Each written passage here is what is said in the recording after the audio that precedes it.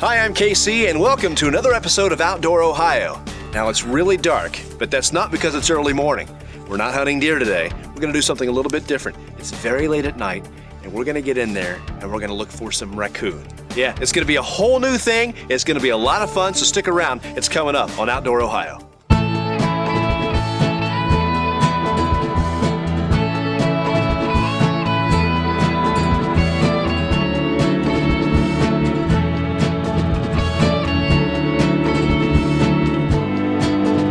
Tonight we're in mid-Ohio, not hunting for raccoons, but calling for raccoons. That means no dogs, only recorded calls, some orange lights, and our guns. But there's a lot more to it than it sounds. I asked Tom and Craig Hinger about the things I needed to know before embarking on my very first time out calling raccoon. Now, when you're looking for a place to call or hunt coon, what's the best area to go to? What do you want to look for? You're looking for food source and a denning area and something maybe with the water in there, something that has everything where they're gonna be around. So.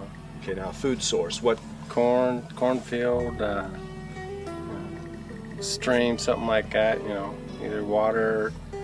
Gonna have the fish or crayfish and whatnot in there. Habitat. Nearly any rural wooded setting in the Buckeye State is blessed with that, so we really didn't have any trouble there. Next question. So in your coon calling, what is the preferred gun when you go out? Probably 22.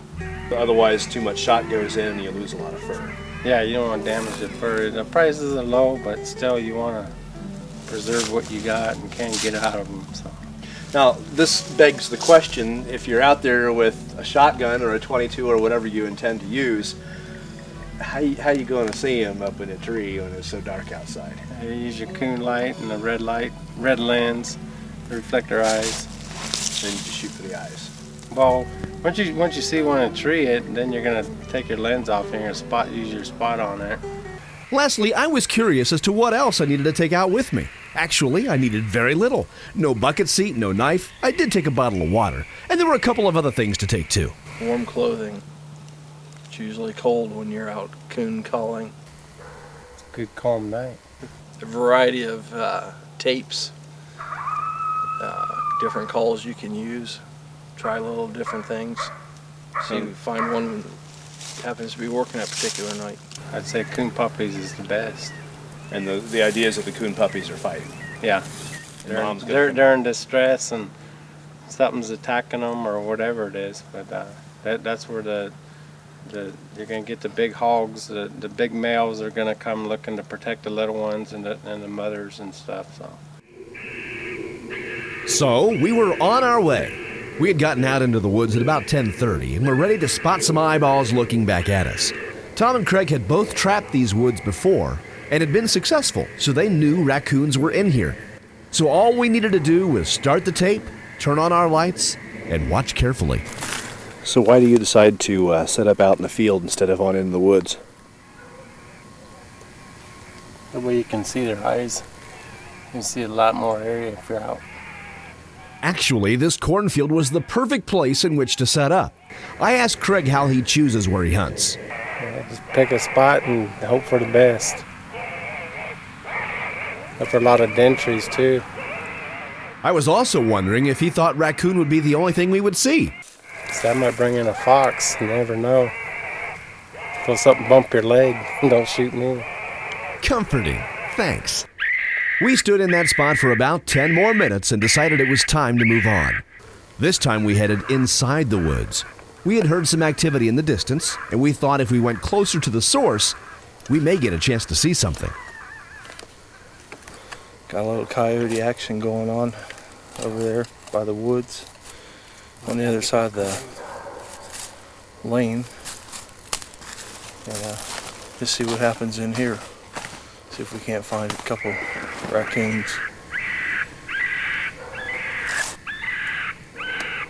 We'll have to be real quiet as far as moving once we get our lights on. Now at this point, it's important to tell you that the lights you're seeing shining on the trees aren't as bright as they appear. They're actually not very bright at all. They just seem like it because of the night vision cameras we had to use on this calling trip.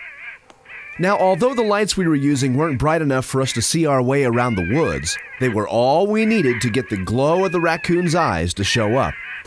Standing out here, shining our lights through the trees and stuff. If there's a coon 100 yards in, you should be able to see its eyes. You know, if it's looking at you, you'll see it. You know, his eyes will light up like little reflectors in there. And then have to work your way back to him. And, try and figure out which tree he's at. The red light they can't see. Yeah. They can see it, but they can't judge where it's at. You know. If you take the red lights off, you know they'll hide. It hurts their eyes at night. Raccoon is a curious animal anyways. So it's going to be looking at what's making the sound, trying to figure out whether it's one of its coon puppies or somebody else's puppies. And if it's not a coon sound, it's going to be wondering what's making that sound and why it's making that sound, so it's going to be looking anyways. And then hopefully our light will catch it when it's real curious. Just kind of make you search for a while, and then you just got to keep shining around that area till they get curious again and take a peek at you. And usually that last peek they take is the last one they take of anything. In this case, there wasn't anything close enough to see anyway, but we did get some visitors just outside our range of vision.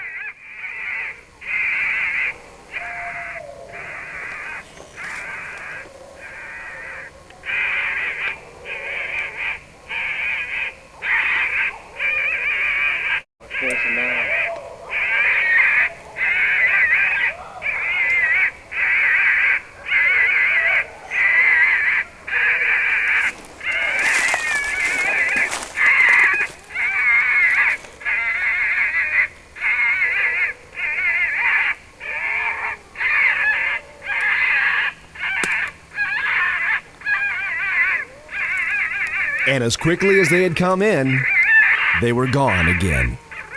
And we saw nothing.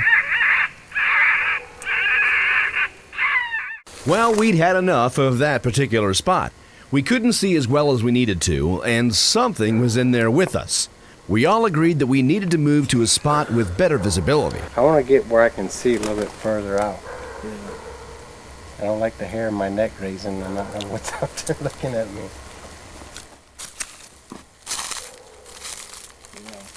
Everyone do hoo-hoo with it now. Yeah, but there's a bunch of stuff with that hoo-hoo. Yeah. Yeah, he's had his hat taken twice. 3 times. 3 times. Clean off. Nobody ever said that coon calling was easy. To me, it was a little like fishing, only what you're casting out there is sound. You go to a spot, give it a try, and if nothing bites after a while, you move to the next spot. This was our third spot, a clear cut under power lines between 2 mature woods.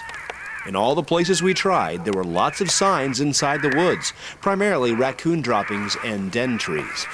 After we moved over to this spot, I thought we might be able to get one of those coyotes in here for sure. At least come take a peek, but it sounds like they've moved on completely. And moving on is what we did too. We tried another spot in another woods and stayed there for about a half an hour, but we didn't have any luck there either. It was time to call it a night and relish the fact that we had the opportunity to get out on a beautiful starry night and share a unique outdoor experience. Well, we're back, and that wasn't exactly the way this night was supposed to go. We were out there, it's coming up on 1:30 in the morning. Temperature's dropping, but we don't have any raccoons to show for it. No. So how many times have you been out, if you had to give a percentage, the times that you come out that you actually come back with something? I'd say probably 30% is a good percentage. If you go out, make a couple calls and a couple different stops, maybe 3 out of 10 you might get something. You're gonna get, usually you don't just get one coon, you pick up a couple at each stop. So for the percentage, you're doing all right. Yeah, it was a good night. We heard some coyotes. Nice big old owl come flying through the woods. And we got to mess with each other for a while. A good hunt, a successful night. Didn't come back with anything, but it was a good time anyway.